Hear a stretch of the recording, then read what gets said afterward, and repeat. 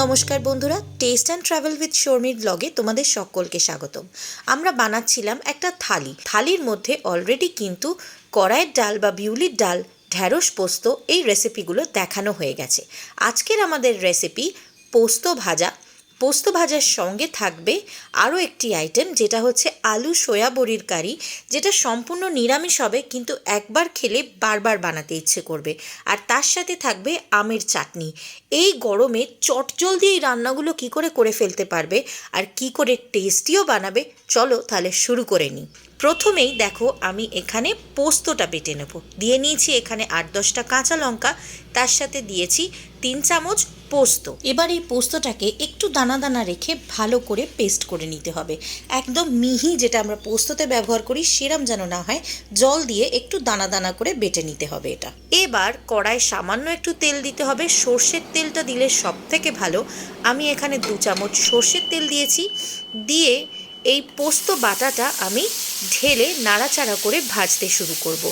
এটা একটু low to medium ফ্লেমেই কিন্তু করতে হবে, তার কারণ খুব বেশি হাই ফ্লেম করলে কিন্তু পুড়ে যাবে। এবার আমি দেখো গ্রাইন্ডিং জারটা ধুয়ে এর মধ্যে জলটা দিয়ে দিলাম, কারণ আমি কোনো কিছুই ওয়েস্ট করা পছন্দ করি না। আর পোস্ত তো ভীষণই দামি, তাই গ্রাইন্ডিং জারটা ধুয়েও কিন্তু জলটা আমি কড়াইতে দিয়ে দিলাম। এবার এর মধ্যে দিয়ে দিলাম 1/2 চা চামচ চিনি, দেব সামান্য কিছু মশলা, যেমন 1 চা চামচ কাশ্মীরি লঙ্কার গুঁড়ো, 1 চা চামচ হলুদের গুঁড়ো। এটা দিয়ে ভালো করে নাড়াচাড়া করে কিন্তু আমি পোস্তটা জল শুকনো হওয়া পর্যন্ত ভাজাভাজি করতে থাকবো। তো দেখো আমি ধীরে ধীরে কিন্তু নাড়াচাড়া করছি। যে কাঁচা লঙ্কাটা আমি দিয়েছি তাতেই কিন্তু এই পোস্ত ভাজাটা ঝাল হবে। তোমরা চাইলে কাঁচা লঙ্কা কিন্তু কম বা বেশি করতে পারো। আমরা যেহেতু ঝাল বেশি খাই, তাই আমি এখানে 8-10টা কাঁচা লঙ্কা ব্যবহার করেছি। তো দেখো নাড়াচাড়া করতে করতেই দেখতে পাচ্ছ পোস্তর কিন্তু জলটা শুকনো হয়ে এসছে, জলটা মরে এসছে এবং তেল ছাড়ছে। এখন কিন্তু ফ্লেমটাকে একদম লো করে দিয়েই তোমাদের পোস্তটাকে ভাজা ভাজা করে নিতে হবে। অপরদিকে দেখো আমি একটু গরম জল করে নিয়েছি, যেটা দিয়ে আমি সয়া বড়িগুলোকে ভিজিয়ে নেব। ফুটন্ত গরম জলে সয়া বড়িগুলো দিয়ে তার মধ্যে সামান্য একটু নুন দেব আর ঢাকা দিয়ে রেখে দেব সয়া বড়িগুলো নরম হওয়া পর্যন্ত।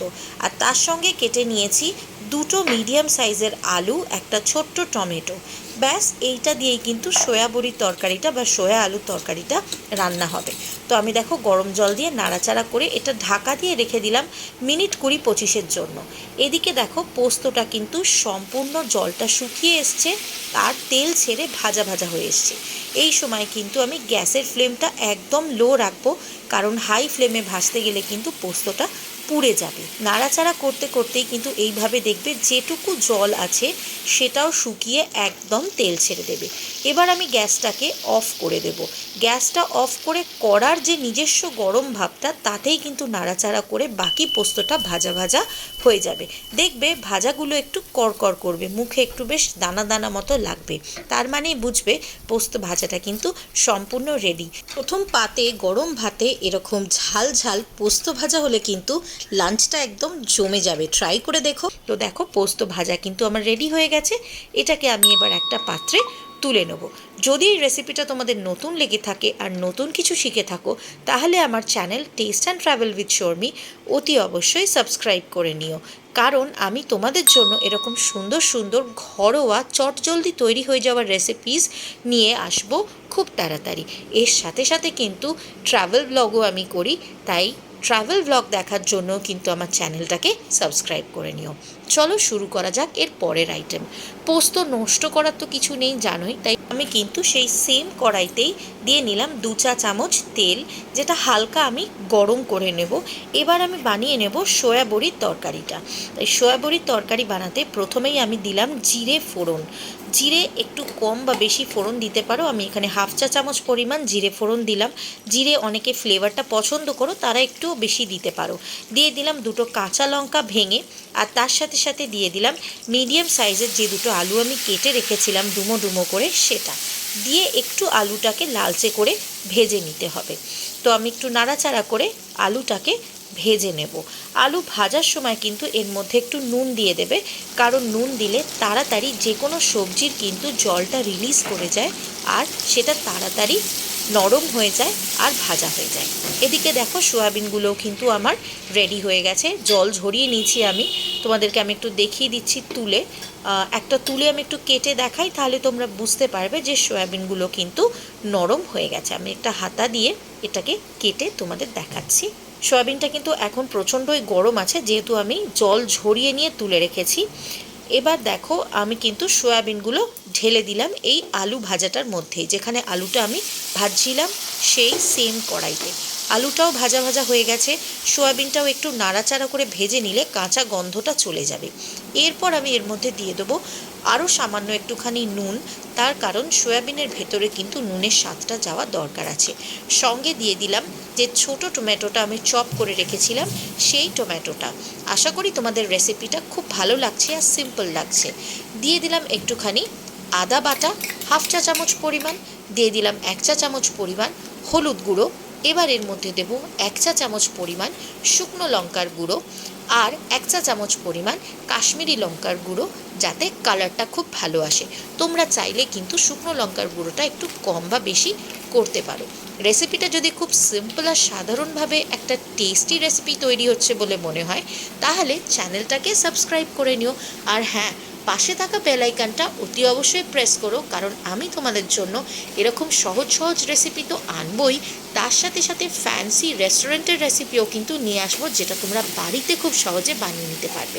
এবার এর মধ্যে দিয়ে দেবো 1.5 কাপ পরিমাণ গরম জল। উষ্ণ গরম জল ব্যবহার করবে, তাতে কিন্তু রান্নাটা অনেক বেশি সুস্বাদু হবে, কারণ টেম্পারেচারটা তাতে একই রকম থাকবে। তো দেখো আমি জলটা দিয়ে একটুখানি নাড়াচাড়া করে নিচ্ছি। আমার এখানে চন্দ্রমুখী আলু যেহেতু আমি ব্যবহার করেছি, তোমরা জানোই, সেটাও কিন্তু খুব তাড়াতাড়ি সেদ্ধ হয়ে যায়। তো বাকি যে সয়াবিনটুকু সেদ্ধ হওয়া বাকি ছিল আর আলুটা সেদ্ধ হওয়া বাকি ছিল, সেটা কিন্তু এই গরমেই এই হিটেই সেদ্ধ হয়ে যাবে। দেখো আমি একটা আলু তুলে একটুখানি টেস্ট করে দেখব আলুটা নরম হয়েছে কিনা। তো দেখতেই পাচ্ছ মোটামুটি কিন্তু আলুটা ভেঙে যাচ্ছে, মানে আলুটা নরম হয়ে গেছে। তো তোমরা যদি জ্যোতি আলু ব্যবহার করো, তাহলে কিন্তু আলুটা একটু সিটি দিয়ে নিতে পারো রান্না করার আগে। আর যদি চন্দ্রমুখী ব্যবহার করো, তাহলে কিন্তু কড়াতেই এইভাবে সেদ্ধ হয়ে যাবে। তো দেখো আমার কিন্তু সয়াবিনের কারিটাও রেডি হয়ে গেছে।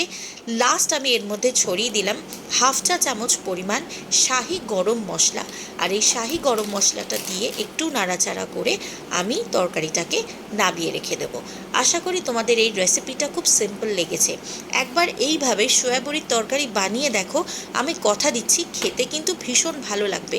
রান্নাটা নিরামিষ হলেও, সিম্পল হলেও বাড়ির সবাই কিন্তু খেয়ে তোমার নামে তারিফই করবে। তো দেখো আমি তরকারিটা এবার তুলে নিচ্ছি। লাস্ট আমি যেটা বানাবো সেটা হচ্ছে আমের চাটনি, যেটা আমাদের সকলেরই কিন্তু এরকম গরমে শেষ পাতে টাকনা দিয়ে খেতে খেতে বেশ ভালোই লাগে। তো চলো, সয়াবিনের তরকারি রেডি হয়ে গেছে। রেসিপিটা ভালো লাগলে কি করতে হবে তো তোমাদের বলেইছি, চ্যানেলটাকে সাবস্ক্রাইব করতে হবে, পাশে থাকা বেল আইকনটা অতি অবশ্যই প্রেস করতে হবে। এবার দেখো কড়াইটা আমি পরিষ্কার করে নিয়েছি ধুয়ে। এর মধ্যে দিয়ে দিলাম 1 চামচ পরিমাণ সর্ষের তেল। এই সর্ষের তেলের মধ্যে দিয়ে দিলাম 2টো শুকনো লঙ্কা দানা ছাড়িয়ে। শুকনো লঙ্কার দানাগুলো ফেলে নেবে, জাস্ট শুকনো লঙ্কার একটা গন্ধ আর ফ্লেভারের জন্য আমি ব্যবহার করছি। এবার এর মধ্যে আমি দিয়ে দিলাম সামান্য 1 চিমটে পরিমাণ সর্ষে, কালো যে সর্ষে রাই আমরা যে ইউজ করি, সেই সর্ষেই এর মধ্যে দিয়ে একটু নাড়াচাড়া করব সর্ষেগুলো ভাজা হওয়া পর্যন্ত। তোমরা সকলেই জানো সর্ষে কিন্তু ফাটতে শুরু করে তেলে পড়লে, সেটাই কিন্তু পারফেক্ট টাইম চাটনির সর্ষে রেডি হওয়ার জন্য। এবার সেদ্ধ করে রাখা আম এর মধ্যে আমি মিশিয়ে দিলাম। আমি আমগুলোকে কেটে একটু নুন জলে সেদ্ধ করে রেখেছিলাম, তার কারণ এতে আমের অতিরিক্ত টক ভাবটা বেরিয়ে যায়। দিয়ে দিলাম সামান্য একটুখানি হলুদের জল। এটা দিলে চাটনির কালারটা ভালো হবে, সাদা সাদা একদম হবে না। তো সামান্য হাফ চা চামচ হলুদ একটু জলে গুলে আমি এর মধ্যে দিয়ে দিয়েছি। দিয়ে দেখো এর মধ্যে আমি ঢেলে দিলাম প্রায় 200 ml পরিমাণ জল। 200 ml পরিমাণ জল দিয়ে আমি একটুখানি আমগুলোকে আরেকটু মিশে যাওয়া পর্যন্ত ফুটতে দেব। আমগুলো যখন ফুটতে শুরু করবে, তখনই আমি এর মধ্যে মিশিয়ে দেব চিনি। তো আমগুলো কিন্তু ফুটে ওঠাটা ভীষণভাবে দরকার। আমি আমগুলো যদিও আগে থেকে সেদ্ধ করে রেখেছি, তোমরা চাইলে কিন্তু কড়াতেও এইভাবে সেদ্ধ করতে পারো, তবে আগে আমটা যদি একটু নুন জলে সেদ্ধ করে নাও, তাহলে আমের অতিরিক্ত টক ভাবটা বেরিয়ে যাবে আর তোমাদের রান্না করার সময় চিনির পরিমাণটা কিন্তু অনেক কম লাগবে। তো দেখো আমটা যখন দেখলাম আমি একদম নরম হয়ে গেছে, তখন এর মধ্যে পরিমাণ মতো চিনি দিয়ে দিচ্ছি। আমার এখানে দুটো মিডিয়াম সাইজের আম ছিল, তার সাথে প্রায় 200 ml জল রয়েছে, সেজন্য আমি এখানে প্রায় 12 থেকে 13 চামচ ভর্তি ভর্তি চিনি দিয়েছি। আমি একটু টক মিষ্টি রাখবো চাটনিটা। তোমরা যারা খুব মিষ্টি খেতে চাও তারা কিন্তু এখানে 15 চামচ কি 16 চামচ মতো চিনিও ব্যবহার করতে পারো। এগুলো কিন্তু সমস্তই টিস্পুনের হিসেবে আমি বলছি। তো দেখো চিনিটা মেশানোর পরে আমি একটু নাড়াচাড়া করে আমটাকে ফুটতে দিচ্ছি, যাতে আমের ভেতরে চিনির স্বাদটা চলে যায়। তো এইভাবে একটু নাড়াচাড়া করে ফুটতে দিতে হবে আমটাকে ভালোভাবে, মিনিট 5 এরকমভাবে তোমাদের ফুটিয়ে নিতে হবে। যদি রেসিপিটা ভালো লাগে তাহলে চ্যানেলটাকে কিন্তু অতি অবশ্যই সাবস্ক্রাইব করো। আর এইভাবে আমের চাটনি করে খেয়ে আমায় জানিও তোমাদের কেমন লাগলো। আমি তোমাদের জন্য কিন্তু আরও এরকম সিম্পল রান্না, ঘরোয়া রান্না নিয়ে আসবো। তো আমি একটুখানি আমের চাটনিটা তোমাদের তুলে দেখাচ্ছি। দেখো রসটা যখন এরকম একটু ড্রিপিং টাইপের হবে, তখন কিন্তু তোমাদের গ্যাসটাকে বন্ধ করে দিতে হবে, কারণ চিনি যেহেতু আছে ঠিকঠাক পরিমাণে, তাই এটা আর একটু রসের শিরার মতো ঘন হয়ে উঠবে। তো ঘন হয়ে যাওয়ার পরে কিন্তু আমের চাটনিটা একদম নর্মালি যে বিয়েবাড়ির আমের চাটনি হয় সেরম খেতে লাগবে। এর ওপর আমি ছড়িয়ে দিলাম সামান্য একটু জিরে ভাজা। জিরেটাকে আমি ভেজে গুঁড়ো করে রেখেছিলাম। শুকনো খোলায় জিরেটাকে ভেজে নিতে হবে, রোস্ট করে নিতে হবে, আর তারপর সেটাকে গুঁড়ো করে রাখতে হয়। সেই জিরে ভাজা আমি ওপরে ছড়িয়ে দিয়ে একটু নাড়াচাড়া করলাম। এই জিরে ভাজার গন্ধটা কিন্তু অসাধারণ লাগে আমের চাটনিতে। তো দেখো আমার আমের চাটনিও কিন্তু রেডি হয়ে গেছে। আশা করি তোমাদের এই 3টে রেসিপি খুব ভালো লেগেছে। যদি ভালো লেগে থাকে তাহলে আমার channel test and travel with Sharmi অতি অবশ্যই সাবস্ক্রাইব করে নিও, কারণ আমি তোমাদের জন্য কিন্তু সাধারণ ঘরোয়া রান্না, বিভিন্ন ট্রাভেল ব্লগ, আর তার সাথে সাথে ফ্যান্সি রেস্টুরেন্টের রান্নাও নিয়ে আসবো। খুব সহজ পদ্ধতিতে সেগুলো কিভাবে করা যায় সেটাও শেখাবো। তাই চ্যানেলটাকে সাবস্ক্রাইব করতে ভুলো না, আর কমেন্ট সেকশনে কমেন্ট করে জানিও তোমাদের কেমন লাগলো আজকের রান্নার এই রেসিপিটা। তো দেখো আমার রান্নার এখানে রয়েছে ভাত, তার সাথে রয়েছে পোস্ত ভাজা, রয়েছে আলু ঢ্যাঁড়স ভাজা, সঙ্গে রয়েছে শসা, তার সাথে রয়েছে বিউলির ডাল, যেটার রেসিপি কিন্তু অলরেডি আমি দেখিয়ে দিয়েছি। সঙ্গে রয়েছে ঢ্যাঁড়স পোস্ত, এই রেসিপিটাও দেখানো, আর আজকে আমের চাটনি আর সয়াবিনের কারিটাও শিখে গেলে। আর এই রেসিপিগুলো যদি ভালো লেগে থাকে তাহলে চ্যানেলটাকে সাবস্ক্রাইব করে পাশে থাকা বেল আইকনটা প্রেস করে দিও। আজকের জন্য এটুকুই। সকলে ভালো থেকো, টাটা।